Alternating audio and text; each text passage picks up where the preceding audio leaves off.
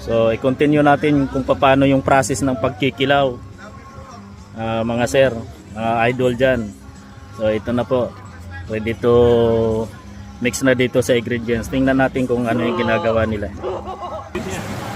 Ayan, so ayan, paano nila dyan nililinis. Dito lang kami sa may batuhan. Sapatos sa pantalon. Oy, baka may chicks dito eh. Huwag natin isama yan dito kasi bawal sa ano natin yan, relihiyon. Mga Sibuboy, mga Ay, mga Sibuboy daw dyan. Shout out sa mga taga Sibuboy. alin na mo dire. Tika, punan natin yan dyan. Brad, sugatan dito, Brad. Ang dami, Brad. Nagkapatos na, no? Ayan, oh. Sarap nito. Tapos, chachapin pa ba yan, sir? Chapin pa to. Oh, so, chachapin pa raw yan.